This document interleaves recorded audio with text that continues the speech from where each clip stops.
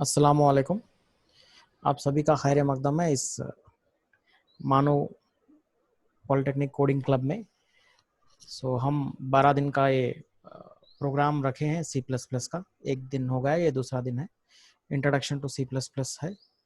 तो ये स्लाइड्स मैं इस वेबसाइट से लिया हूँ जो मैं आपको दिखा रहा हूँ अभी, sites.google.com। और एक बुक है जिसके हिसाब से ये स्लाइड बनाए गए हैं, वो ये बुक है C++ programming from problem analysis to program design, 4th edition की बुक है। ये बुक के हिसाब से इन्होंने ये स्लाइड्स बनाए हैं। कुछ चेंजेस किया हूं मैं अपने हिसाब से, उसके हिसाब से। चलिए अब हम देखते हैं C++ है क्या और कैसे, क्या क्या आज के टॉपिक्स क्या क्या हैं, हम आज क्या क्या सीखने वाले हैं, ये मैं आपको पहले बताता हूँ। तो सबसे पहले हम पढ़ेंगे यहाँ पे C++ प्रोग्राम में ये फंक्शंस क्या है, फंक्शंस क्या है, कैसा लिखते हैं फंक्शंस को, वो पढ़ेंगे। उसके बाद हम पढ़ेंगे स्पेशल सिंबल्स के बारे में पढ़ेंगे।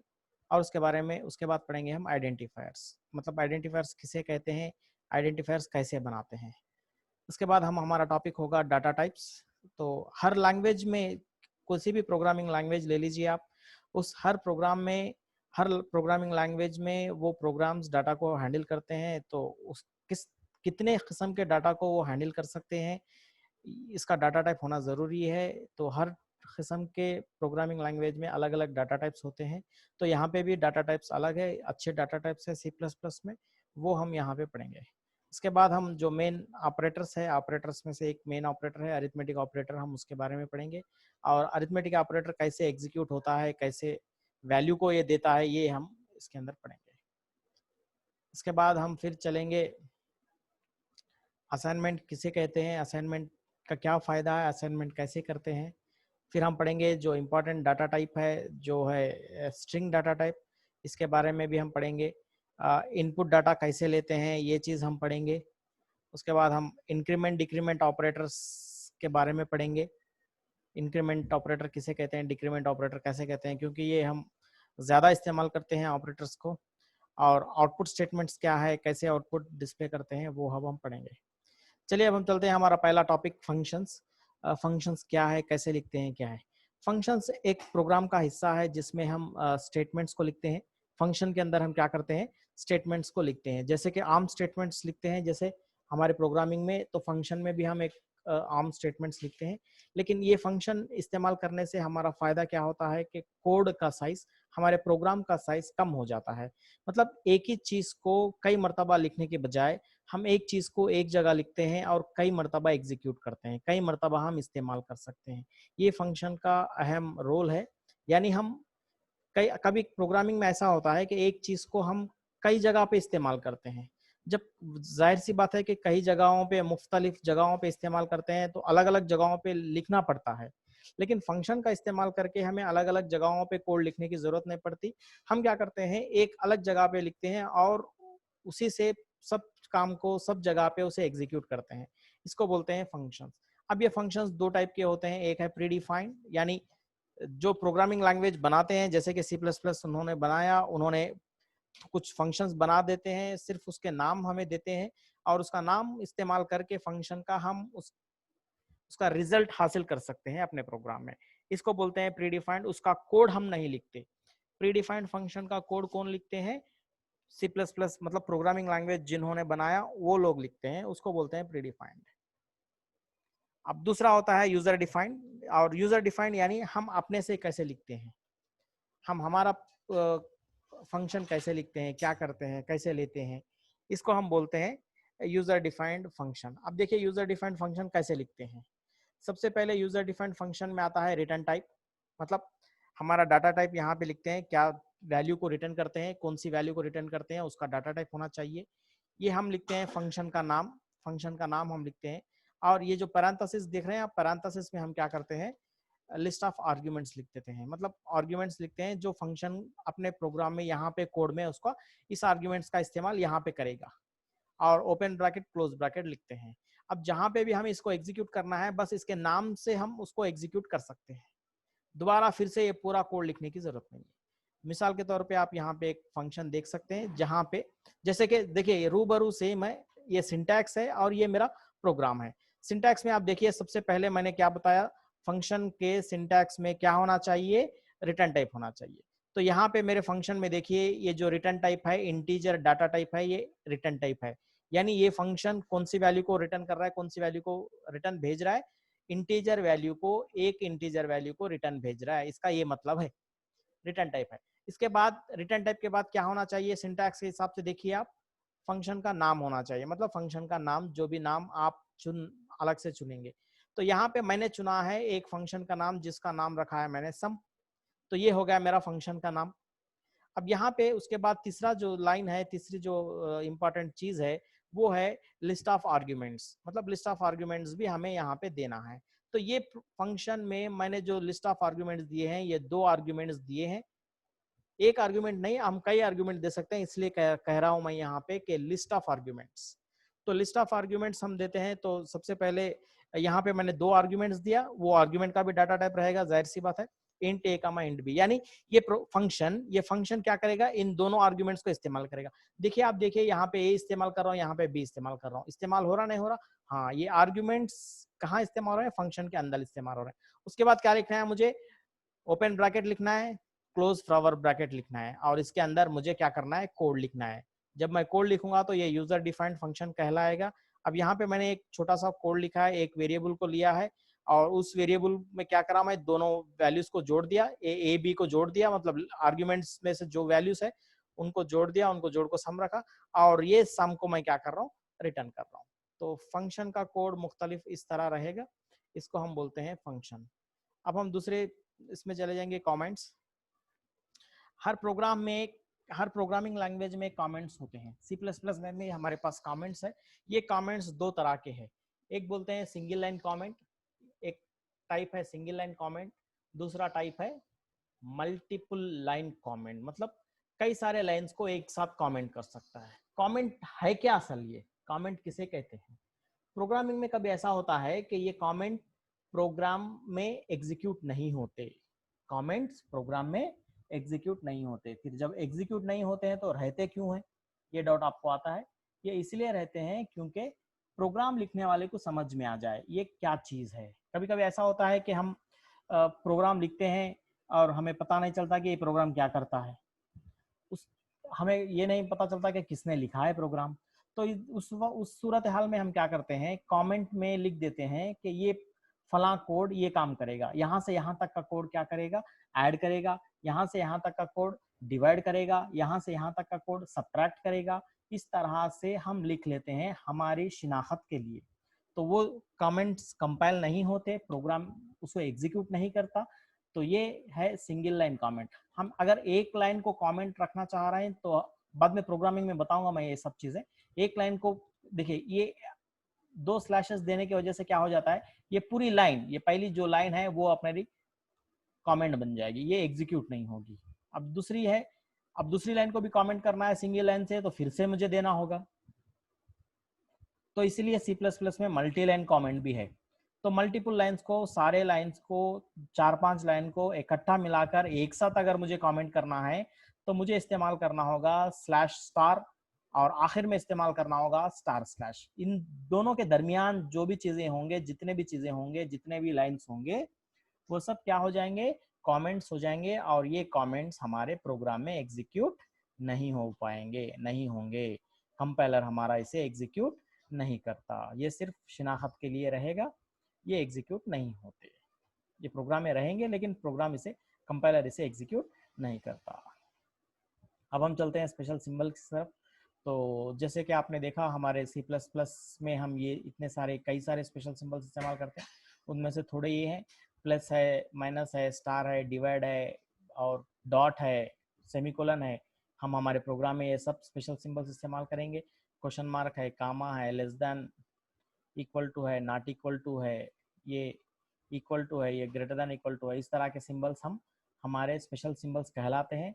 इन स्पेशल सिंबल्स का भी इस्तेमाल हम हमारे प्रोग्राम लिखते वक्त करेंगे, प्रोग्राम में हम करेंगे।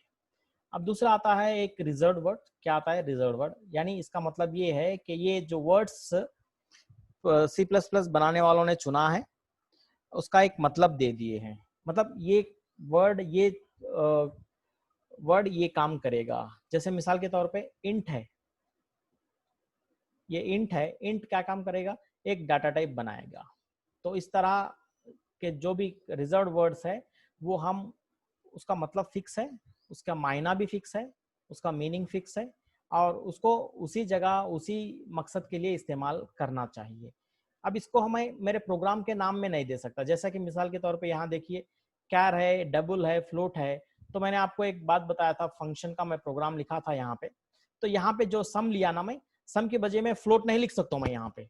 अगर मैं फ्लोट लिखूंगा तो गलत हो जाएगा, क्योंकि फ्लोट का काम नहीं है दोनों नंबर्स को ऐड करने का। बात समझ रहे हैं आप?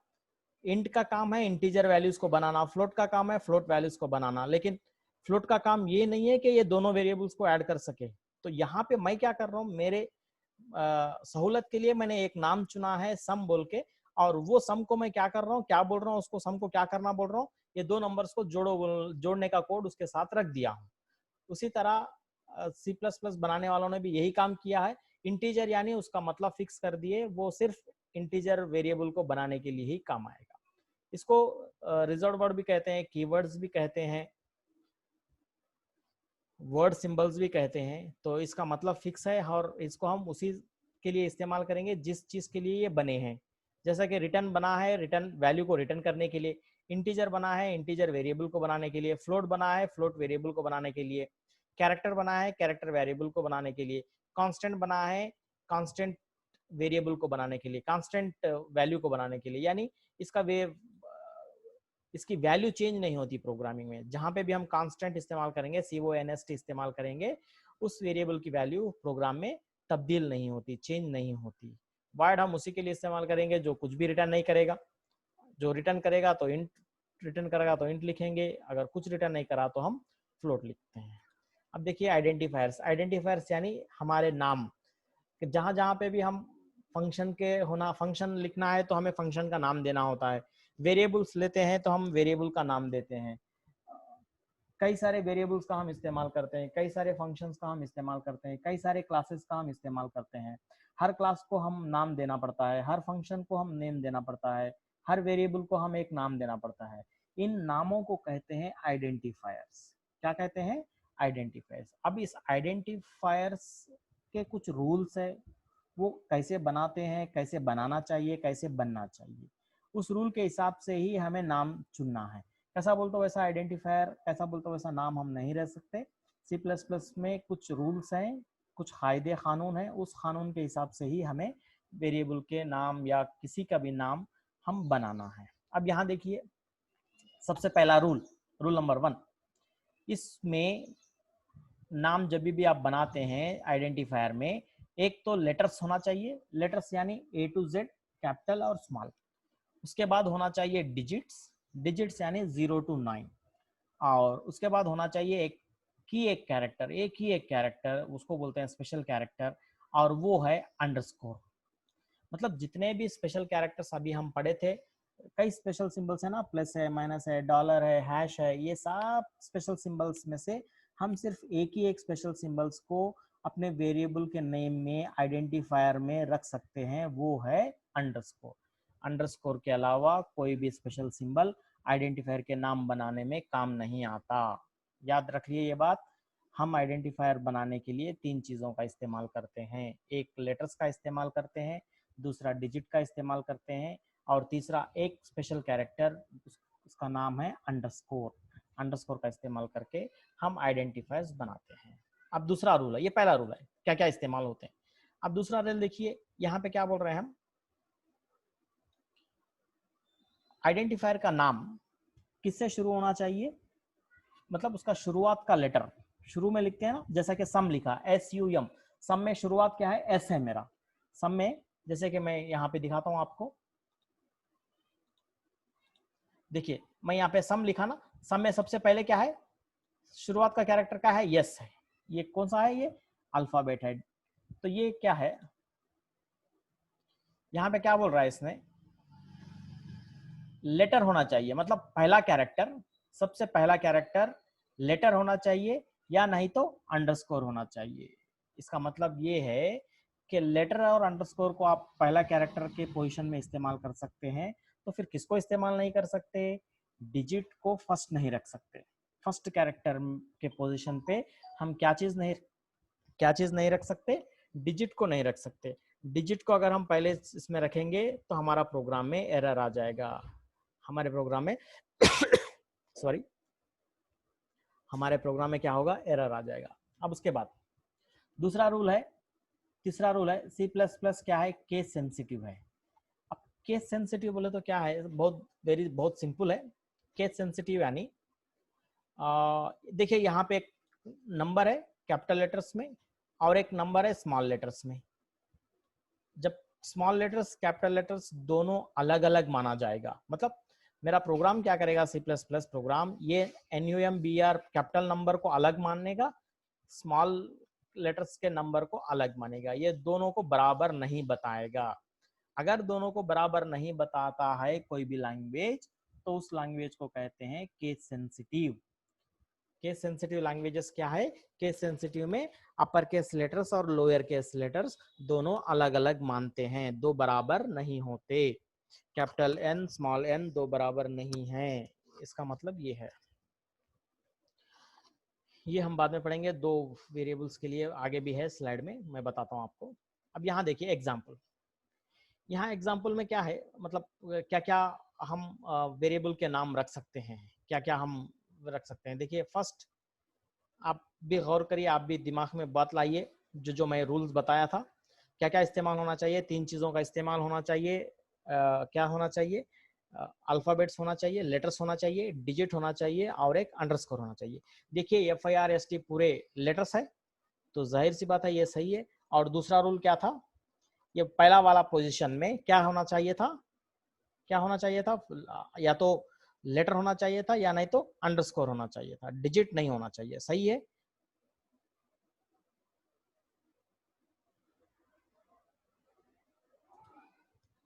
तो ये क्या है, फर्स्ट एक सही है, तो ये लीगल आइडेंटिफायर है, इसका नाम सही है, हम ये इसको इस्तेमाल कर सकते हैं। उसी तरह कन्वर्शन देखिए, ये भी सही है। पे रेट देखिए, ये भी सही है। अब ये देखिए, आप भी बोल सकते हैं इसमें मैंने अंडरस्कोर का इस्तेमाल किया, हाँ अंडरस्कोर का हम इस्तेमाल कर सकते हैं, वो सही है। सर यहाँ पे रेट में सर फर्स्ट वर्ड पी है ना सर, कैपिटल है ना? कैपिटल रह सकता, स्मॉल रह सकता, कोई मसला नहीं है। कैपिटल भी रह सकता, स्मॉल भी रख सकता, कोई मसला नहीं है। फर्स्ट वाला क्या है, लेटर होना चाहिए, डिजिट नहीं होना, ये याद रख लो, डिजिट नहीं होना। दूसरा है, मैंने अंडरस्कोर इस्तेमाल करा, यहाँ पे अंडरस्कोर हम इस्तेमाल कर सकते हैं पे रेट में। और दूसरा देखिए, यहाँ देखिए एक अलग किस्म का है, अंडरस्कोर टेस्ट है। तो अंडरस्कोर टेस्ट में सबसे पहला कैरेक्टर क्या है, यहाँ पे अंडरस्कोर है, तो यहाँ पे सेकंड रूल के हिसाब से अंडरस्कोर भी पहले पोजीशन में आ सकता है। ये देखिए यहाँ पे मैंने लिखा, देखो must begin with a letter और अंडरस्कोर, मतलब सबसे पहला कैरेक्टर या तो लेटर होना चाहिए या तो अंडरस्कोर होना चाहिए। तो यहाँ पे ये अंडरस्कोर से शुरू हो रहा है, तो ये भी सही है। और एक हमने पढ़ा था, लेटर्स होना चाहिए और नंबर होना चाहिए, लेकिन नंबर शुरू में नहीं होना चाहिए, नंबर सेकंड थर्ड फोर्थ कहीं भी नंबर हो सकता है। यहाँ ऊपर जितने भी लिखे हैं ये सही है, ये लिखने से अपने को एरर नहीं आता, इस तरह के लिखने से अपने को एरर नहीं आता C++ के प्रोग्राम में।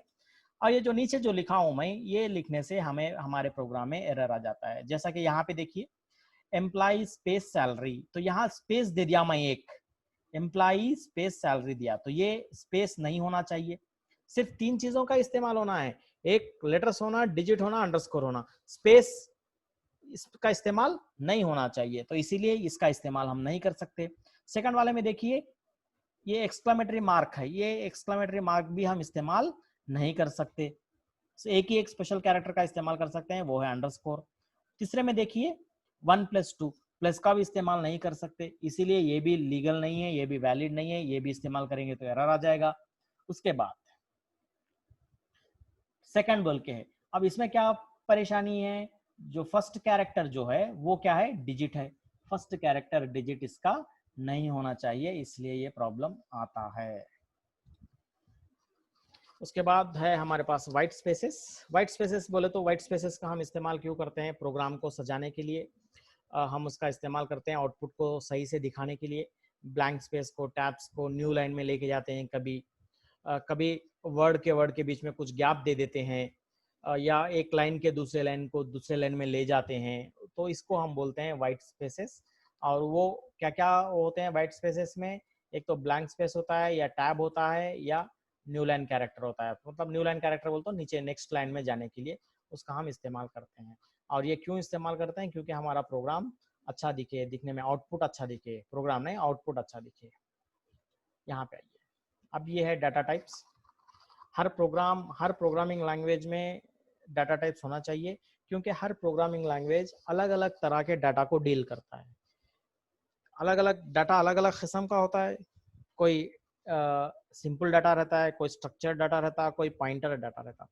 तो यहाँ पे सी प्लस प्लस में, हमारे सी प्लस प्लस में ये तीन किस्म के डाटा को ये एक्सेप्ट करता है। इसके तीन अकसाम है, एक है सिंपल, दूसरा है स्ट्रक्चर्ड, तीसरा है पॉइंटर। अब हम चलते हैं सिंपल डाटा टाइप की तरफ। सिंपल डाटा टाइप में तीन है, फिर डिवाइड है। इसके तीन अकसाम है फिर से। एक है इंटीग्रल, यानी पूरे इंटीजर वैल्यूज रहेंगे जिसमें डेसिमल पॉइंट नहीं रहेगा। एग्जाम्पल 25, 250, 360 ये सब इंटीग्रल हो जाएंगे। फ्लोटिंग पॉइंट 22.2, 86.9, 23.2333 इस तरह के नंबर्स को हम बोलते हैं फ्लोटिंग पॉइंट नंबर्स।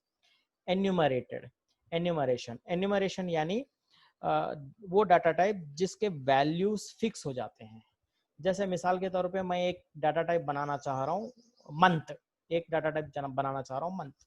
जब मैं एक डाटा टाइप बनाऊंगा मंथ, आप गौर करिए मंथ्स के नाम तो फिक्स है, जनवरी से लेकर दिसंबर तक।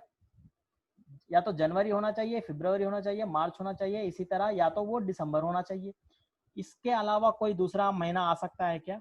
नहीं आ सकता। तो उस तरह के डाटा टाइप बनाने के लिए हम किसका इस्तेमाल करते हैं? एन्यूमरेशन का इस्तेमाल करते हैं। ये आखिरी टॉपिक्स में हम देखेंगे, लास्ट क्लासेस में एन्यूमरेशन के बारे में भी है। सी में भी हम इसका इस्तेमाल कर रहे थे, इनम डाटा टाइप बोलते हैं वहाँ पे, इनम कीवर्ड के जरिए करते हैं। अब यहाँ पे देखिए integer data type. Integer data type में क्या है? सबसे पहले कैरेक्टर डाटा टाइप है, उसके बाद शॉर्ट है, उसके बाद इंटीजर है, लॉन्ग है, बूल है। हाँ, या जो सी से हटके जो यहाँ पे जो डाटा टाइप है वो है शॉर्ट है, और एक क्या है? बूल है।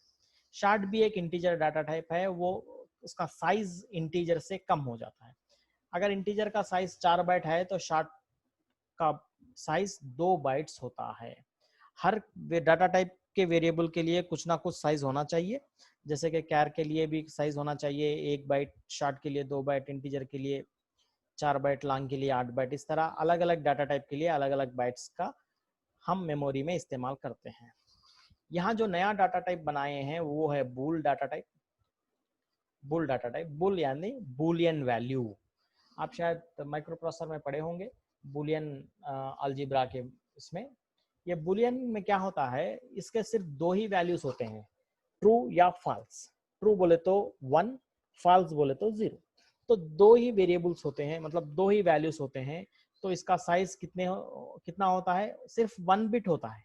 एक ही बिट काफी है, जो ट्रू है तो ट्रू, फॉल्स हुआ तो फॉल्स। मतलब 1 रखे तो ट्रू हो जाएगा, 0 रखे तो फॉल्स हो जाएगा। कहीं कहीं पे एक कंडीशन चेक करना पड़ता है हमें। उस कंडीशन चेक करने के लिए सी में हम क्या करते थे? इंटीजर वेरिएबल ले लेते थे। इंटीजर वेरिएबल वहां ले लेते थे तो हमें क्या हो जाता था? पूरे कंप्लीट 16 बिट्स, या नहीं तो किसी कंपाइलर्स में डेव सी प्लस प्लस से अलग कंपाइलर में क्विंसी में हमें क्या इस्तेमाल लेते थे? 4 बाइट्स का इस्तेमाल होता था वहां पे। मतलब 4 बाइट्स वेस्ट हो जाते थे। 4 बाइट्स बोले तो 32 बिट्स का हम वेस्ट करते थे मेमोरी। तो यहाँ बूल लेने से हमें क्या होता है? सिर्फ बाइट नहीं, बिट, एक बिट में काम चल जाता है।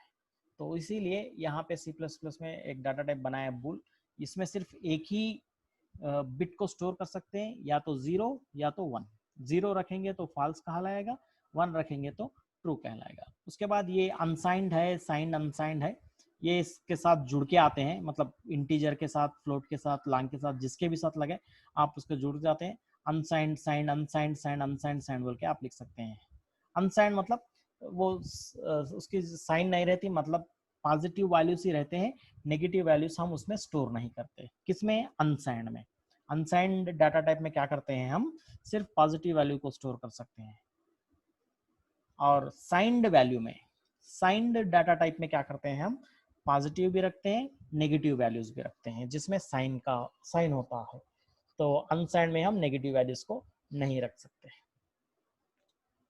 अब यहाँ देखिए इंटीजर के लिए कितने बाइट्स होना चाहिए, उसको 4 बाइट्स होना चाहिए। ये साइंड इंटीजर है क्योंकि मैंने इसको अनसाइंड बोल के नहीं लगाया। अगर हम अनसाइंड बोल के नहीं लगाते हैं तो वो साइंड हो जाएगा ऑटोमेटिक। अगर हमें अनसाइंड बनाना है तभी हम क्या करना होगा, इंट से पहले अनसाइंड बोल के लगाना होगा। अनसाइंड लगाएंगे इंट से पहले तो वो सिर्फ पॉजिटिव वैल्यू को स्टोर करेगा। अगर हम ऐसे ही खाली इंट लिखेंगे तो वो क्या करेगा, पॉजिटिव वैल्यूज भी लेगा और नेगेटिव वैल्यूज भी लेगा। इसके लिए हम इंट लिखते हैं। तो यहाँ देखिए 4 बाइट्स में सबसे कम वैल्यू ये -2147 बोल के है ना, वो वैल्यू सबसे कम वैल्यू है। इस तरफ की वैल्यू जो है सबसे मैक्सिमम वैल्यू ये है। ये मिनिमम वैल्यू को रख सकते हैं, इतनी मैक्सिमम वैल्यू को रख सकते हैं हमारे इंटीजर के वेरिएबल में। बूल जैसा आपने पढ़ा 1 है, इसमें क्या रख सकते हैं, ट्रू या फॉल्स रख सकते हैं, यानी एक बिट इस्तेमाल करते हैं यहाँ पे, ट्रू या फॉल्स रखते हैं। कैरेक्टर में क्या करते हैं, 1 बाइट का इस्तेमाल करते हैं, या सबसे कम वैल्यू -128 होती है और सबसे ज्यादा वैल्यू 127 होती है। अब यहाँ देखिए example, minus integer data type के क्या क्या एग्जाम्पल है। -6728 है तो वो भी एक इंटीजर वैल्यूबल है, 0 भी इंटीजर वैल्यूबल है, 78 भी इंटीजर वैल्यूबल है, +763 भी इंटीजर वैल्यूबल है। और पॉजिटिव वैल्यूज में साइन की होना जरूरी नहीं है, मतलब पॉजिटिव वैल्यूज देखिए यहाँ पे 78 है तो ये +78 है बोले जैसा, इसमें साइन रखना जरूरी नहीं है, लेकिन नेगेटिव वैल्यूज में साइन का होना जरूरी है। और इसके बीच में कोई कामा नहीं रखते। जैसे कि आप देखे होंगे हम कभी भी बड़े वैल्यूज लिखते हैं तो चेक पर या कहीं पर भी वैल्यू लिखते हैं तो हम कामा लिखते हैं। देखिए 32,762 ऐसा लिखना है तो 32 के बाद में एक कामा लिखते हैं। तो यहाँ प्रोग्रामिंग में हम कामास नहीं लिखते, सीधे वैल्यू डायरेक्ट वैल्यू लिखना पड़ता है। इस तो मैं पढ़ा दिया, बुल वैल्यू है। बुल वैल्यू के सिर्फ 2 वैल्यूज होते हैं, एक ट्रू और फॉल्स वैल्यू होती है। इसको क्या बोलते हैं, ये बुल भी रिजर्व वर्ड है, ट्रू भी रिजर्व वर्ड है, फॉल्स भी रिजर्व वर्ड है, मतलब ये भी एक कीवर्ड्स है। इसको भी हम नहीं इस्तेमाल कर सकते, जैसा फर्स्ट स्टार्टिंग में हमने पढ़ा था। Character data type, character data type एक छोटा डाटा टाइप है, इंटीजर टाइप का, इंटीग्रल टाइप का, जिसमें हम कैरेक्टर्स को इस्तेमाल करते हैं। जैसे कि एक ही कैरेक्टर का इस्तेमाल करते हैं। यहाँ पे ए है, कैपिटल ए रखने के लिए इस्तेमाल करते हैं। स्मॉल ए भी हम उसके डाटा टाइप में रख सकते हैं। 0 भी रख सकते हैं तो कैरेक्टर बन जाएगा ये 0। इंटीजर 0 अलग होता है, कैरेक्टर 0 अलग होता है, ध्यान में रखिए। ये कैरेक्टर 0 है, सिंगल कोटेशन रख के देंगे तो वो कैरेक्टर 0 हो जाएगा। ऐसे हम सिंगल कोटेशन हटा देते हैं तो वो इंटीजर हो जाएगा। ये बात ध्यान में रखिए आपसे। सिंगल कोटेशन रखते हैं तो कैरेक्टर हो जाता है, सिंगल कोटेशन हम हटा देते हैं तो वो क्या होता है, इंटीजर हो जाता है। कोई से भी स्पेशल सिंबल्स हो, हर स्पेशल सिंबल को रख सकते हैं, लेकिन शर्त ये है यहाँ पे कि वो स्पेशल सिंबल को हम किस में रखना चाहिए, सिंगल कोटेशन के अंदर रखना चाहिए। यहाँ तक कि हम स्पेस को भी रख सकते हैं। जैसा कि देखिए यहाँ पे मैंने स्पेस को भी रखा, स्पेस को भी एक कैरेक्टर के तहत हम रख सकते हैं यहाँ पे, लेकिन उस स्पेस को भी किसके अंदर होना है, सिंगल कोटेशन के अंदर रहना जरूरी है। अब हम चलते हैं फ्लोटिंग पॉइंट की तरफ। फ्लोटिंग पॉइंट में 3 अलग डाटा टाइप्स है, फ्लोट, डबल, लॉन्ग डबल। अब नए कंपाइलर्स में क्या हो रहा है, डबल और लॉन्ग डबल मिक्स होके आ रहे हैं, अलग अलग नहीं बताते हैं, डबल ही बोलते हैं वहां पे। तो फ्लोट में क्या होता है, हम डेसिमल पॉइंट वैल्यूज को भी स्टोर कर सकते हैं। जैसा आपका परसेंटेज स्टोर करना है मुझे, 82.76 आया आपका परसेंटेज, ये 82.76 परसेंटेज को स्टोर करने के लिए इंटीजर वेरिएबल मैं नहीं ले सकता, तो क्या लेना होगा मुझे, फ्लोटिंग वेरिएबल लेना होगा, और इसका साइज भी फिक्स है। ये सबसे कम वैल्यू क्या है, -34e + 38। इसका मतलब ये है कि -34e + 38 सॉरी, इसका मतलब ये है कि 3.4 × 10⁻38। आप कैलकुलेट करें, 3.4 × 10⁻38, जो वैल्यू आएगी उतनी वैल्यू यहाँ पे रख सकते हैं। यहाँ पे भी वही वैल्यू कैलकुलेट करें आप, 3.4 इंटू 10 पावर 38, 10 पावर 38 को कैलकुलेट करके उससे 3.4 से मल्टीप्लाई करें, जो वैल्यू आएगी वो वैल्यू तक हम इसमें रख सकते हैं। डबल में क्या होता है, थोड़ा साइज बढ़ जाता है, ये रियल नंबर को इस्तेमाल करते हैं। यहाँ पे देखिए, आप देखे होंगे यहाँ पे इंटू 38 है, लेकिन यहाँ पे मल्टीप्लाई हम किससे कर सकते हैं, 308। तो यहाँ पे हम इतने बड़े नंबर्स को भी डबल में स्टोर कर सकते हैं, क्योंकि इसका साइज ज़्यादा है। डबल के लिए हमारे पास 8 बाइट्स है C++ में, और फ्लोट के लिए हमारे पास 4 बाइट्स है। अब हम चलते हैं अरिथमेटिक ऑपरेटर्स पे। आप जानते हैं अरिथमेटिक ऑपरेटर्स क्या क्या है।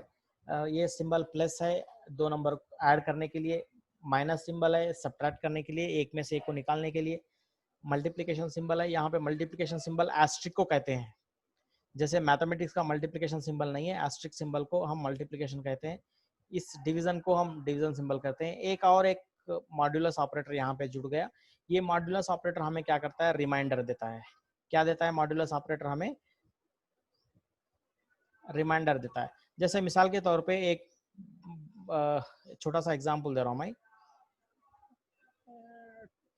10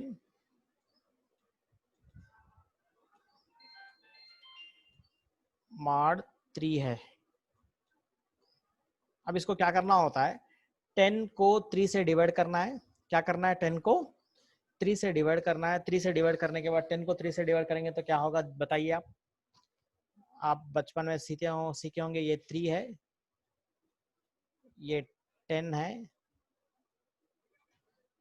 3 3 जा 9,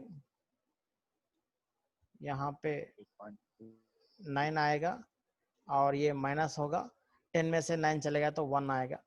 तो जब भी हम मॉड्यूलस ऑपरेटर इस्तेमाल करते हैं, 10/3 करेंगे तो इसका रिजल्ट क्या आएगा, 1 आएगा। इसका रिजल्ट क्या आएगा, 1 आएगा।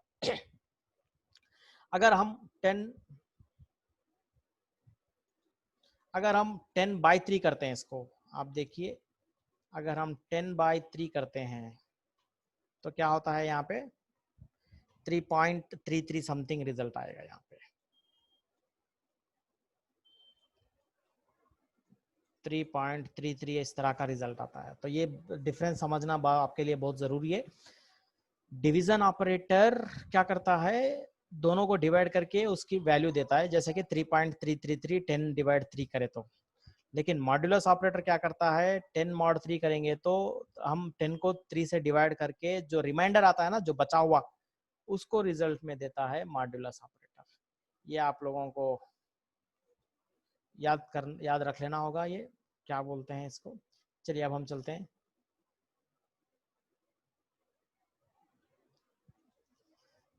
नेक्स्ट, हाँ, जब हमारे पास कोई एक्सप्रेशन हो जाए, अरिथमेटिक एक्सप्रेशन, तो वो कैसे एग्जीक्यूट होता है, कौन पहला एग्जीक्यूट होता है, कौन बाद में एग्जीक्यूट होता है, ये हम कैसे पहचाने। तो सबसे पहले आपको ये ध्यान में रखना होगा कि हमारे पास जो ब्रैकेट में है, जो भी वैल्यू ब्रैकेट में है, जो भी वेरिएबल्स ब्रैकेट में है, वो पहले एग्जीक्यूट होते हैं। ब्रैकेट में जो है वो पहले एग्जीक्यूट होते हैं फर्स्ट। उसके बाद में कौन एग्जीक्यूट होते हैं, ये जो स्टार मतलब मल्टीप्लिकेशन, डिवीजन और मॉड्यूलस जो हम रखे हैं वो एग्जीक्यूट होते हैं। मल्टीप्लिकेशन भी पहले एग्जीक्यूट होता है पैरेंथेसिस के बाद, डिवाइड और परसेंटेज सिंबल, मॉड्यूलस सिंबल। उसके बाद आखिर में कौन एग्जीक्यूट होते हैं, प्लस और माइनस एग्जीक्यूट होता है।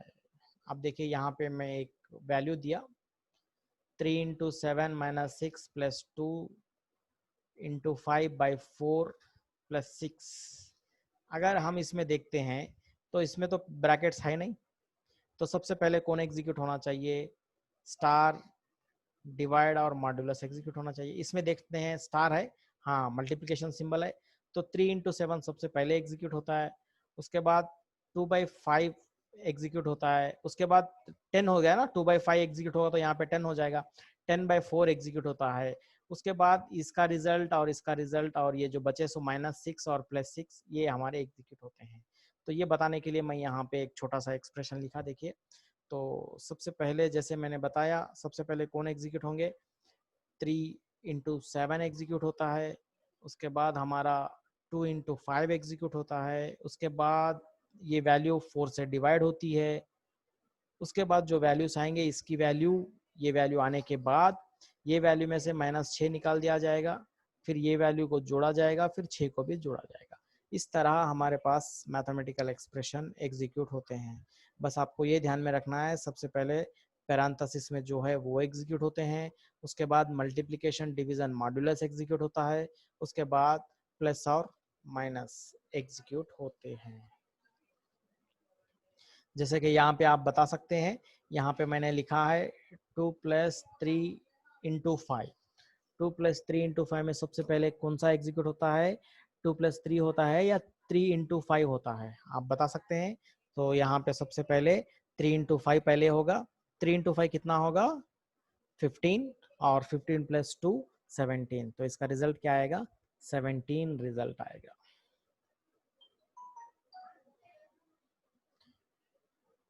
राइट, ये जरूरी नहीं है।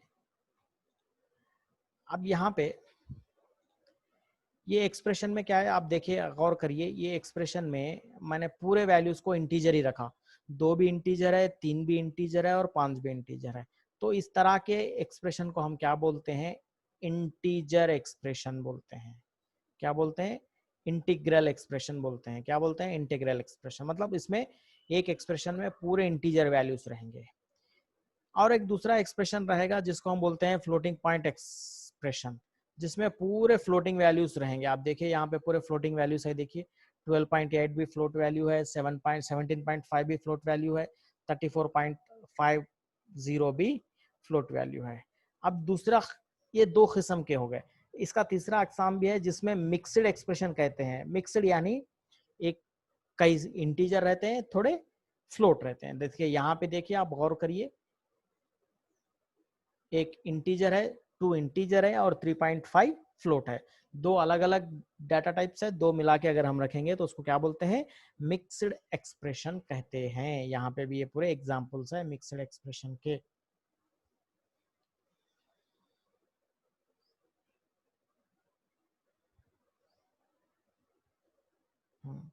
एवेल्युएशन के रूल्स देखिए यहाँ पे,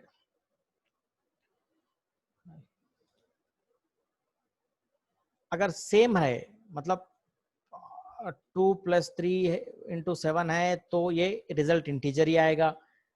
जब यहाँ पे पूरे फ्लोट है तो रिजल्ट फ्लोट में आएगा। ध्यान से सुनिए, ये बहुत इंपॉर्टेंट पॉइंट है। एक एक्सप्रेशन में पूरे इंटीजर रहेंगे तो उसका रिजल्ट इंटीजर में आएगा। अगर एक एक्सप्रेशन में सब सारे चीजें फ्लोट है तो उसका रिजल्ट फ्लोट में आएगा। लेकिन मिक्स्ड एक्सप्रेशन का रिजल्ट, जैसे कि ये है 2 + 3.5, इसका रिजल्ट किस में आएगा, जिसका ज्यादा साइज होगा। यहाँ पे फ्लोटिंग का ज्यादा साइज होगा, मुझे हमें डाटा लॉस नहीं होना चाहिए, तो ज्यादा साइज वाले के डाटा टाइप में हमारा रिजल्ट आएगा। जब एक इंटीजर और फ्लोट दोनों वैल्यूज एक एक्सप्रेशन में रहेंगे तो इसका रिजल्ट हमेशा हमें फ्लोट में आता है। ये बात ध्यान में रखे। फ्लोट का रिजल्ट आने के लिए एक फ्लोट और एक इंटीजर हो तो वो फ्लोट में रिजल्ट आता है। यही ये स्लाइड में मैंने बताया है। अब चलते हैं हम टाइप कन्वर्शन के बारे में।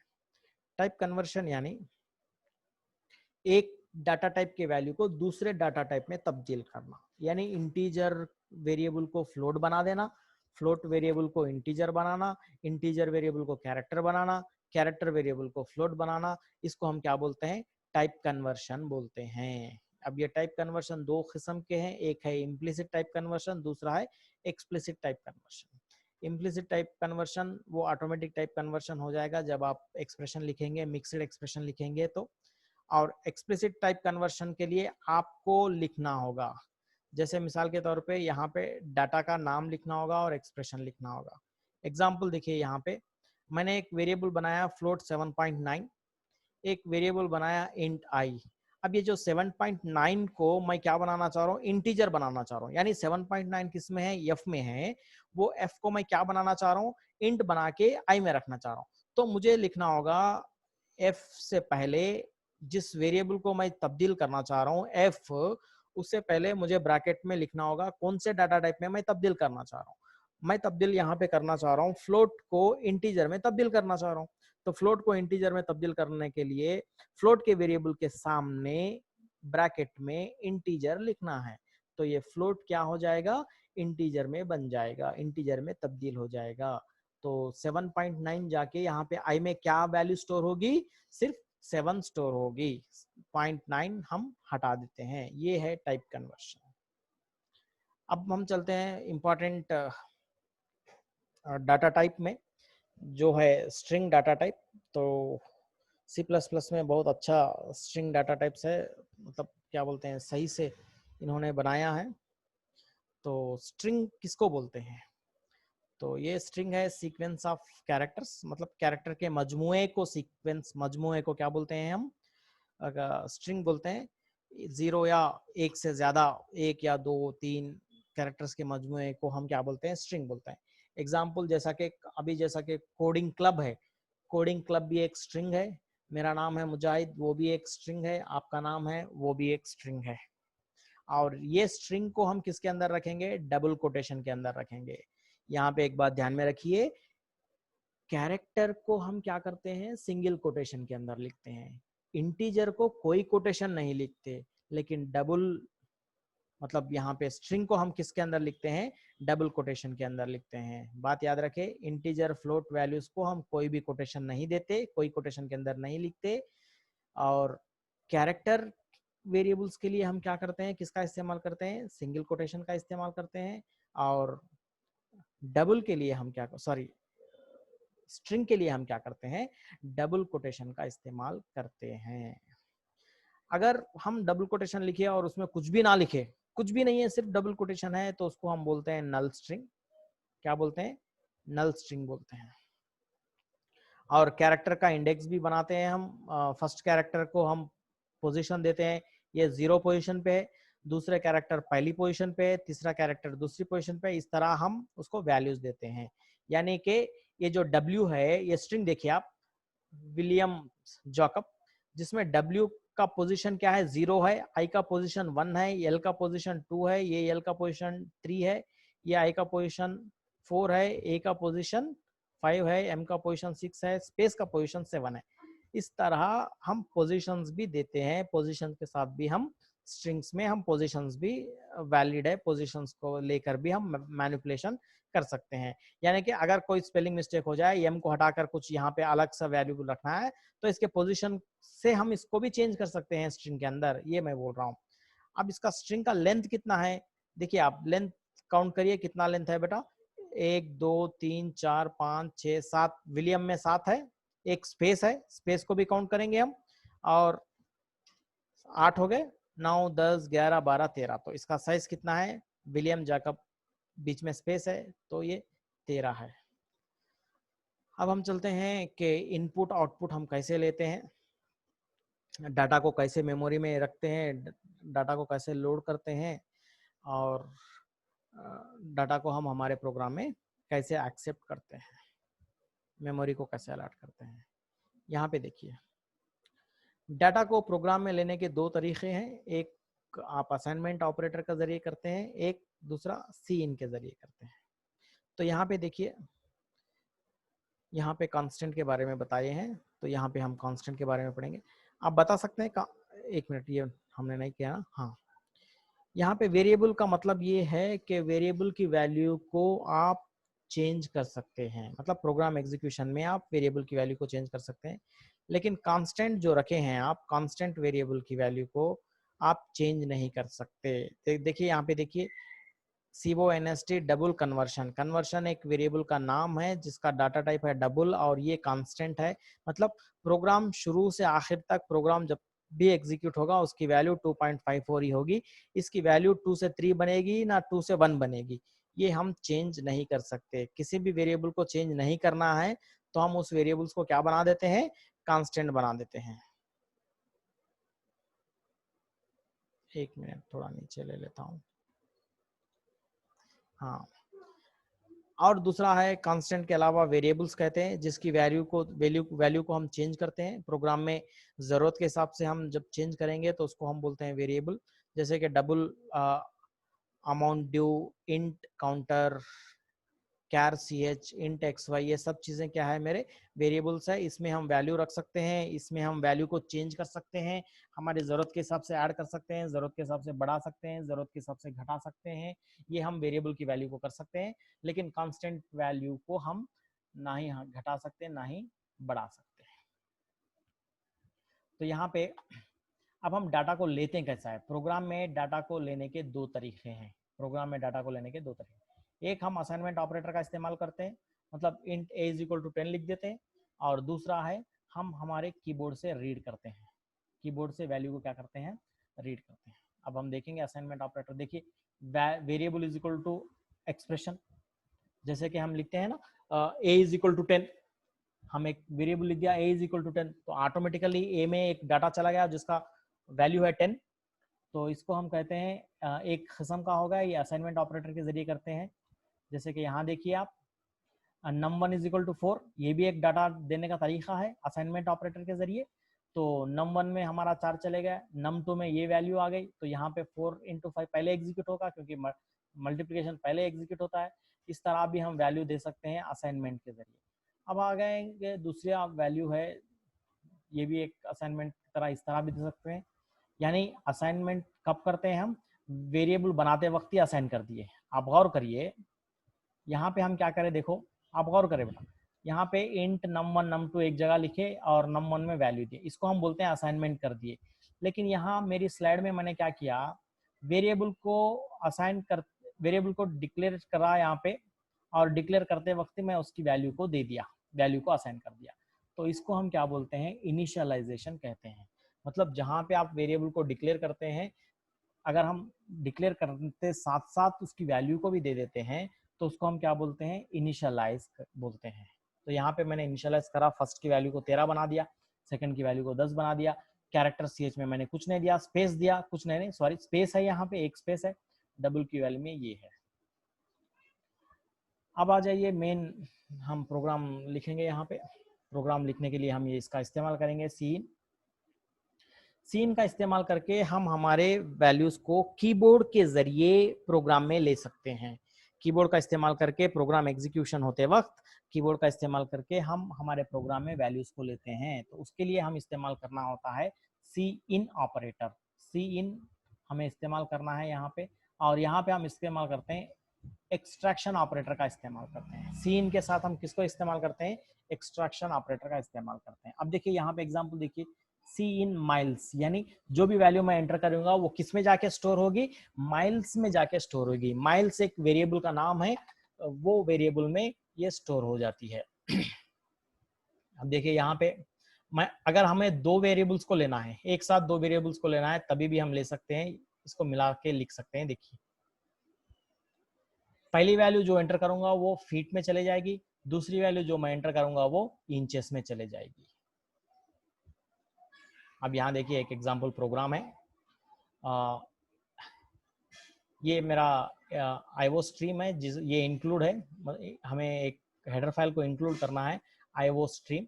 पुराने कंपाइलर्स में हम डॉट एच बोल के लिखते थे, अभी जो नए कंपाइलर्स आ रहे हैं उसमें डॉट एच लिखने की जरूरत नहीं है, इसलिए हम लिखते हैं आईओ स्ट्रीम। ये बात याद रखिए, नए प्रोग्रामर्स कोई भी है, अगर आप आईओ स्ट्रीम डॉट एच लिखेंगे तो unable to include header file IO stream dot H बोल के आपको एरर आएगा।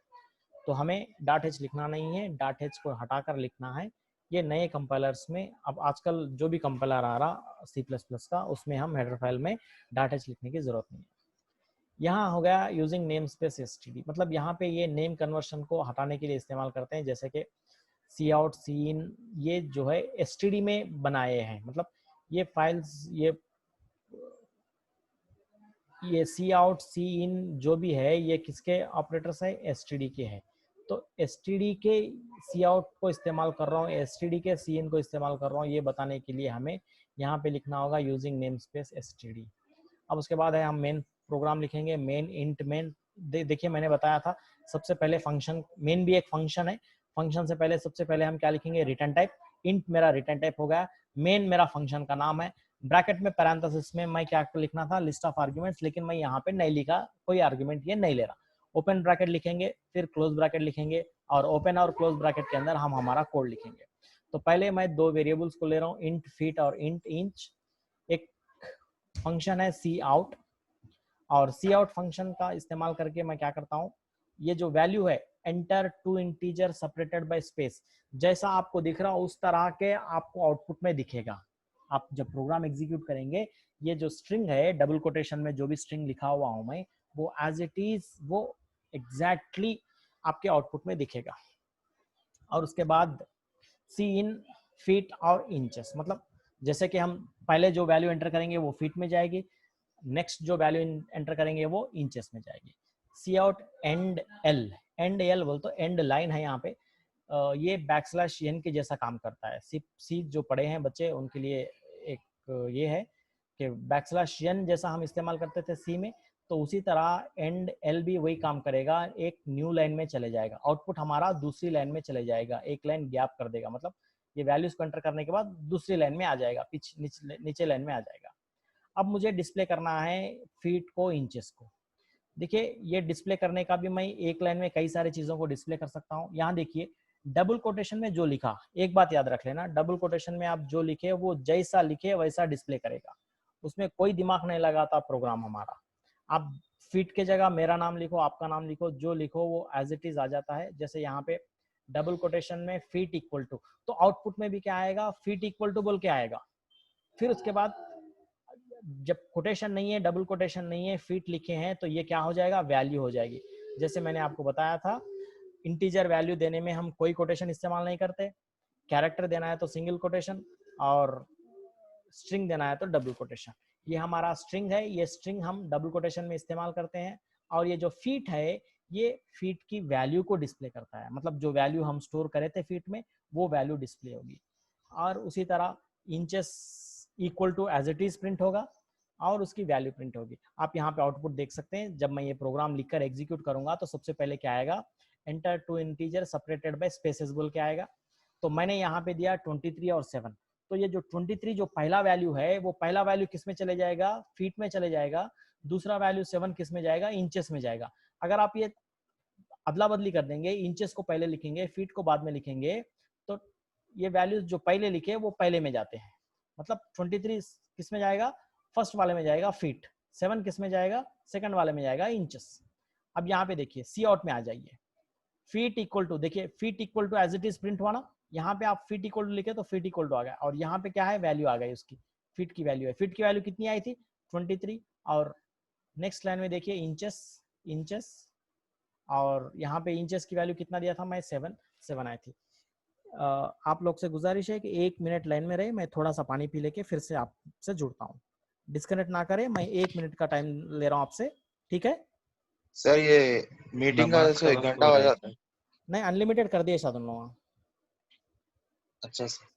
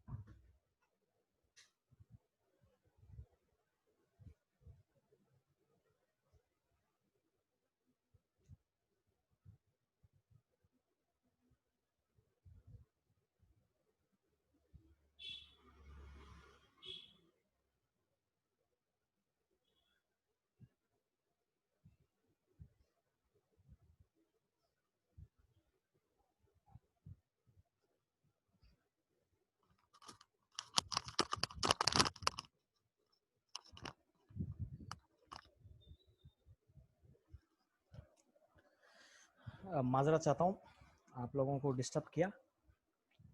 चलिए अब हम चलते हैं, आवाज सुनाई दे रही मेरी?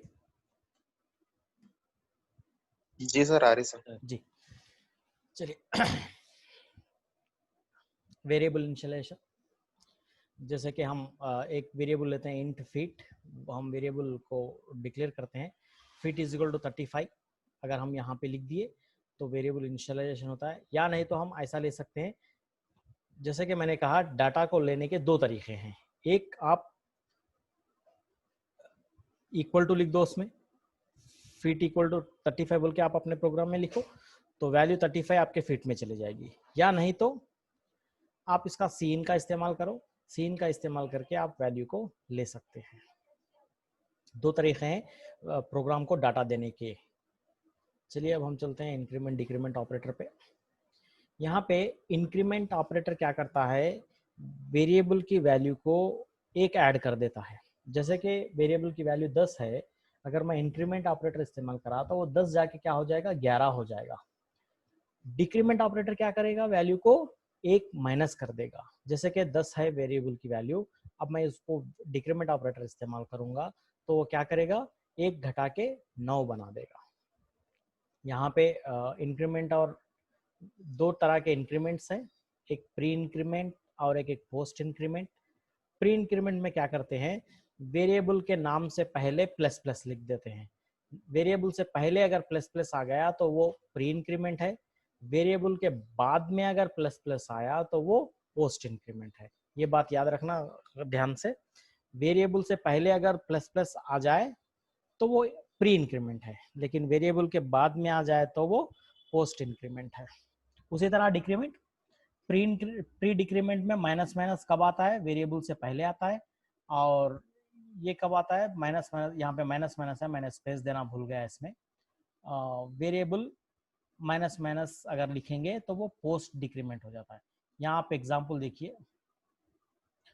अब प्री इंक्रीमेंट में पोस्ट इंक्रीमेंट में क्या फ़र्क है, ये डाउट आया होगा आपको, क्या फ़र्क है। अब हम वो फ़र्क को देखते हैं। जैसे मिसाल के तौर पे ये देखिए, ये प्री इंक्रीमेंट है क्योंकि वेरिएबल का नाम से पहले प्लस प्लस है, और ये पोस्ट इंक्रीमेंट है, वेरिएबल के नाम के बाद प्लस प्लस है। चलिए, एक वेरिएबल लिया मैं, एक्स में 5 रखा, एक्स में क्या रखा, 5 रखा, और सबसे पहले क्या करा मैं, प्लस प्लस एक्स करा। मतलब सबसे पहले प्री इंक्रीमेंट एग्जीक्यूट होता है। याद रखना, प्री इंक्रीमेंट सबसे पहले एग्जीक्यूट होता है, पोस्ट इंक्रीमेंट सबसे बाद में एग्जीक्यूट होता है, सबसे आखिर में एग्जीक्यूट होता है। ये बात ध्यान में बिठा लेना आप, प्री इंक्रीमेंट सबसे पहले एग्जीक्यूट होता है और पोस्ट इंक्रीमेंट सबसे लास्ट में एग्जीक्यूट होता है।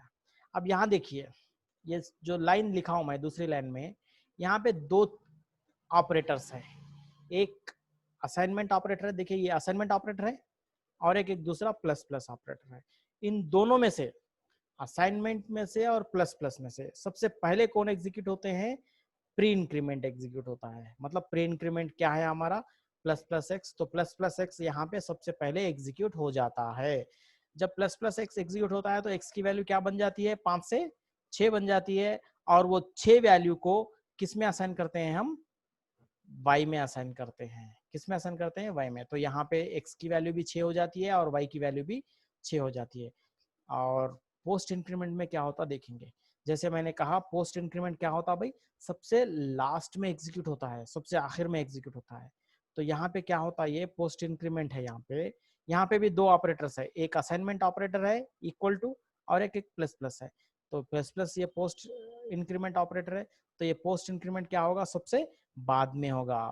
सबसे बाद में यानी किसके बाद में, असाइनमेंट के बाद में। तो पहले सबसे पहले कौन एग्जीक्यूट होता है, यहाँ पे असाइनमेंट एग्जीक्यूट होता है। तो ये असाइनमेंट एग्जीक्यूट होता है बोले तो y is equal to X execute होता है सबसे पहले, इतना पार्ट एग्जीक्यूट हो जाता है, y is equal to X पहले एग्जीक्यूट होता है। जब y is equal to X, Y assign X execute होता है, तो फिर y में क्या वैल्यू आती है, वही आती है जो x में अभी है। x में अभी फिलहाल कौन सी वैल्यू है, 5 है, तो 5 किस में स्टोर होती है, y में स्टोर हो जाती है। पहला वाला खत्म हो गया असाइनमेंट ऑपरेटर। अब हम दूसरे ऑपरेटर में चलते हैं, ये प्लस प्लस। अब ये प्लस प्लस क्या करेगा, वैल्यू को बढ़ाएगा। किसकी वैल्यू को बढ़ाएगा, x की वैल्यू को बढ़ाएगा। x की वैल्यू क्या थी, 5, अब बढ़ने के बाद क्या होगी, 6। तो यहाँ पे क्या होता है, x की वैल्यू 6 होती है, y की वैल्यू 5 ही रहती है। मैं यहाँ देखिए, एक मिनट, यहाँ पे x की वैल्यू क्या हो जाती है बेटा, 6 हो जाती है, लेकिन यहाँ पे y की वैल्यू कितनी रहती है, 5 रहती है। लेकिन ये प्री इंक्रीमेंट में क्या होता है,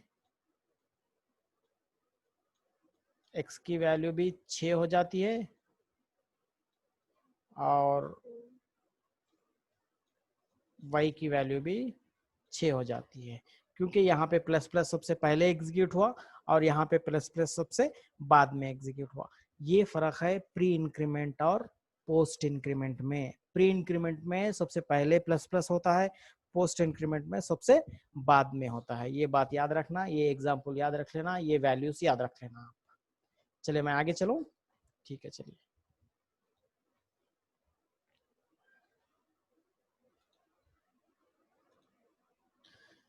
आउटपुट एक्सप्रेशन तो हम देखे हैं, सिंटैक्स इसका इंसर्शन ऑपरेटर का इस्तेमाल करते हैं आउटपुट डिस्प्ले करने में। एक कई सारे एक को एक साथ हम डिस्प्ले कर सकते हैं और यहाँ पे उसका एग्जांपल देखिए, सी आउट 29/4, 29/4 बोले तो कितना होता है, 29/4 क्या है भाई, 7 4 28। तो ये इंटीजर वैल्यूज है, डेसिमल वैल्यूज नहीं आएंगे, तो इसीलिए इंटीजर वैल्यू क्या आई आउटपुट, यहाँ पे 7 आउटपुट आई। देखिए यहाँ पे देखिए, आप देखें गौर करें, यहाँ पे 7 वैल्यू आई। यहाँ पे 29/4, 29/4 कितना है, 7 पॉइंट कुछ आना है, लेकिन वो डेसिमल पॉइंट नहीं आता है, क्योंकि ये 29 भी इंटीजर है, 4 भी इंटीजर है, दो भी इंटीजर्स है। दो भी इंटीजर रहेंगे तो रिजल्ट किस में आता, इंटीजर में आता। मैंने बोला था एक स्लाइड में, नहीं, अगर दो इंटीजर रहेंगे तो इंटीजर आएगा, दो फ्लोट रहेंगे तो फ्लोट में आएगा, लेकिन एक इंटीजर एक फ्लोट है तो किस में आएगा, रिजल्ट फ्लोट में आता है। यहाँ पे देखिए डबल कोटेशन है तो ये स्ट्रिंग है, तो string as it is print हो गए हेलो देयर। और उसके बाद ये 12 है, ये इंटीजर वैल्यू है तो 12 प्रिंट हो गया। अब यहाँ पे देखिए, यहाँ गौर करिए, आप यहाँ पे समझ सकते हैं। ये देखिए इसमें क्या करा, मैं डबल कोटेशन दिया, 4 + 7 डबल कोटेशन में दिया, तो ये स्ट्रिंग हो जाएगा, string as it is print होगा। देखिए यहाँ पे 4 + 7 बोल के आया, देखिए आप। लेकिन जब मैं डबल कोटेशन को हटा दूंगा, सिर्फ 4 + 7 लिखूंगा, तब क्या करेगा, ये 7 को और 4 को जोड़ देगा। जैसे कि यहाँ पे 29/4 करा था, उसी तरह 4 + 7 को जोड़ के रिजल्ट मेरा 11 देगा। सिंगल कोटेशन लिखता हूं तो वो क्या है, कैरेक्टर है, तो मेरा कैरेक्टर डिस्प्ले होगा। अब यहाँ पे देखिए डबल कोटेशन में जो लिखे हैं वो एज इट इज आएगा। तो क्या लिखा मैं, 4 + 7 इक्वल टू, यहाँ पे देखिए 4 + 7 equal to as it is आया यहाँ तक। अब उसके बाद मैंने यहाँ क्या लिखा, 4 + 7 लिखा, तो ये फ्लो 4 + 7 यहाँ पे आ रहा उसका रिजल्ट, 4 + 7 जुड़ के 4 + 7 को ऐड करके रिजल्ट यहाँ पे आ रहा। अब ये तो हम देखें एक्सप्रेशन 2 + 3 × 5, सबसे पहले 3 × 5 एग्जीक्यूट होगा, 15 होगा, 15 + 2 17, मेरा रिजल्ट है 17। और यहाँ देखिए एक बार,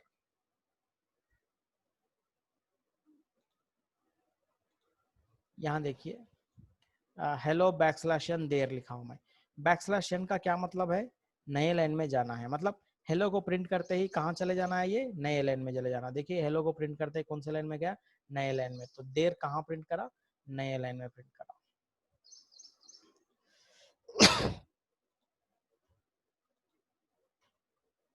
यहाँ देखिए न्यू लाइन कैरेक्टर का इस्तेमाल करके जैसे प्रिंट करना है, hello there my name is Pasha, तो मैंने यहाँ पे न्यू लाइन कैरेक्टर कहीं पे भी इस्तेमाल नहीं करा। हाँ मैंने अलग अलग स्टेटमेंट में लिखा सी आउट, लेकिन मेरा आउटपुट आएगा एक ही लाइन में। यहाँ देखिए एक ही लाइन में मेरा आउटपुट आ रहा है, hello there my name is Pasha. अगर मैं \n इस्तेमाल करता हूँ, मतलब \n यहाँ पे जब इस्तेमाल करूंगा तब क्या होगा, पहली लाइन एक लाइन में, उसके बाद नए लाइन में माय नेम इज पाशा बोल के आएगा। देखिए माय नेम इज पाशा बोल के नई लाइन में आ गया है। अब यहाँ पे नई लाइन के साथ \n के साथ कई सारी चीजें हैं जो आप सी में भी पढ़े हैं। सबसे पहले \n नए लाइन में जाने के लिए, \t 8 स्पेसेस एक ही लाइन में 8 स्पेसेस आगे बढ़ने के लिए हम बैकस्लैश टी का इस्तेमाल करते हैं। बैकस्लैश बी एक स्पेस पीछे जाने के लिए इस्तेमाल करते हैं। बैकस्लैश आर, ध्यान से सुने, बैकस्लैश आर में क्या होता है, उसी लाइन में जहां लाइन में है आप उसी लाइन में फर्स्ट पोजीशन में आ जाते हैं। जिस लाइन में थे उसी लाइन में फर्स्ट पोजीशन में आने के लिए हम इस्तेमाल करते हैं बैकस्लैश आर। और ये अगर हम 2 बैकस्लैश देते हैं तो एक ब्लैक स्लैश प्रिंट होता है। बैकस्लैश सिंगल कोटेशन देते हैं तो सिंगल कोटेशन को प्रिंट करते हैं। बैकस्लैश डबल कोटेशन देते हैं तो डबल कोटेशन को प्रिंट करते हैं। तो डबल कोटेशन को प्रिंट करने के लिए बैकस्लैश डबल कोटेशन देना होगा। सिंगल कोटेशन को प्रिंट करने के लिए बैकस्लैश सिंगल कोटेशन देना होगा। बैकस्लैश को प्रिंट करने के लिए 2 बार बैकस्लैश बैकस्लैश लिखना होगा।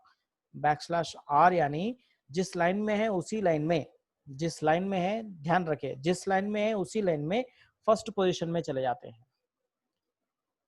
और बैकस्लैश बी क्या करता है, एक स्पेस बैक चले जाता है, एक स्पेस पीछे चले जाता है। बैकस्लैश टी क्या करता है, 8 स्पेसेस आगे चले जाता है। बैकस्लैश एन क्या करता है, नए लाइन में जाता है, फर्स्ट नए लाइन के फर्स्ट पोजीशन में जाता है। अब मैं आपको पूछ रहा हूँ बैकस्लैश एन में और बैकस्लैश एन में क्या फर्क है, ध्यान से सुने। बैकस्लैश एन में नए लाइन के फर्स्ट पोजीशन में जाने के लिए बैकस्लैश एन, लेकिन उसी लाइन के फर्स्ट कैरेक्टर में जाने के लिए बैकस्लैश आर का इस्तेमाल करते हैं। ये था हमारा आज का lecture C++ introduction to C++। इसमें प्रोग्राम्स भी है, जो जो स्टेटमेंट्स हैं आप प्रोग्राम लिख के देखिए। अगर कुछ डाउट्स हैं तो अगली मेरी क्लास में आप बोल सकते हैं। और कोई डाउट्स है आपको अभी तो पूछ सकते हैं आप मुझे। सर इंक्रीमेंट और डिक्रीमेंट का जो भी स्लाइड नंबर 38 सर, 38 नहीं सर 38, वो आप डबल 2 प्लस और पहले और बाद में जो सर बोले ना उन्हें समझ में आ सर। क्या बेटा बोले? 38 सर डिक्रीमेंट का example post increment post decrement जी, ये है पोस्ट इंक्रीमेंट पोस्ट। तो यहाँ पे क्या है आप देखिए,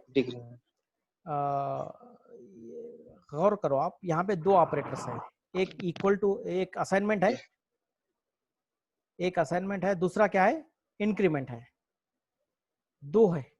तो दोनों में से कौन पहले एग्जीक्यूट होता है ये देख लेना है। अगर प्री है तो वो पहले एग्जीक्यूट होता है, पोस्ट है तो वो बाद में एग्जीक्यूट होता है। ये दिमाग में बिठा लेना। प्री है तो क्या होता, पहले एग्जीक्यूट होता, पोस्ट है तो क्या होता, बाद में एग्जीक्यूट बाद में।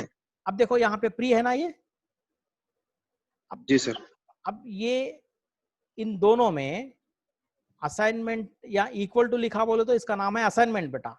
असाइनमेंट में और प्लस प्लस में दोनों में कौन पहले एग्जीक्यूट होते हैं, प्लस प्लस एग्जीक्यूट होता है पहले, क्योंकि ये प्री है, राइट? हाँ, प्री रहने की वजह से ये पहले एग्जीक्यूट होता है। अगर ये पहले एग्जीक्यूट हो गया तो x की वैल्यू क्या बन जाती है, 6 बन जाती है। x की वैल्यू 5 से 6 बन जाती है। अब उसके बाद कौन एग्जीक्यूट होते हैं, असाइनमेंट एग्जीक्यूट होता जी। तो असाइनमेंट एग्जीक्यूट हुआ तो y में कौन सी वैल्यू जाती है, लेटेस्ट वैल्यू जाती है। लेटेस्ट वैल्यू कितनी है, x की 6 जी। लेकिन यहाँ क्या होता देखो बेटा, यहाँ पे क्या है, यहाँ पे भी 2 है, एक असाइनमेंट है और एक प्लस प्लस है। लेकिन इन दोनों में से कौन पहले एग्जीक्यूट होते हैं, अगर प्री रहता तो प्लस प्लस एग्जीक्यूट होता, लेकिन प्री नहीं है ना, ये असाइनमेंट पोस्ट है। तो पोस्ट में सबसे पहले कौन एग्जीक्यूट होते हैं, असाइनमेंट सबसे पहले एग्जीक्यूट होता। अब असाइनमेंट बोले तो क्या है, ये सिर्फ यहां तक ही दिखता, कंपाइलर सिर्फ यहां तक देख लेता, पोस्ट इंक्रीमेंट को हटा ही देता। अब ये पोस्ट इंक्रीमेंट को बाद में हटा दिया, बाजू में एग्जीक्यूट, बाजू में रख दिया हटा के, मैं बाद में एग्जीक्यूट करता हूं, तो ये वैल्यू क्या आती है आप बताइए, x की वैल्यू किस में जा रही, x की वैल्यू किस में जा रही, y में जा रही, तो y की वैल्यू कितनी हो गई, y की वैल्यू क्या हो गई, हाँ 5। अब उसके बाद क्या करता है, ये काम करता, x प्लस प्लस कर लेता, x प्लस प्लस करे तो क्या होता है, इसको वैल्यू x की वैल्यू क्या होती है, 6 हो जाती। तो इसीलिए यहाँ पे y की वैल्यू 5 रह जाती और x की वैल्यू 6 हो जाती। इसी तरह डिक्रीमेंट है, इसी तरह डिक्रीमेंट है। कोई पूछे तो डिक्रीमेंट में प्लस प्लस की जगह माइनस माइनस लगाओ, यहाँ पे भी प्लस प्लस की जगह माइनस माइनस लगाओ। अगर आप माइनस माइनस यहाँ लगाते हैं तो 5 से वैल्यू 4 हो जाएगी, x में भी 4 जाएगी, y में भी 4 जाएगी। यहाँ पे प्री में। पोस्ट डिक्रीमेंट जी में क्या होता है, ये डिक्रीमेंट हो गया तो क्या होता है 5 तो पहले चले जाता है वाई में, उसके बाद जी एक्स की वैल्यू डिक्रीज हो जाती है, एक्स की वैल्यू 4 होती है यहाँ पे। जी सर, और कोई डाउट्स? शुक्रिया सर, जज़ाकल्लाह। चलिए अगर आपको डाउट्स नहीं है तो मैं रिकॉर्डिंग बंद कर देता हूँ।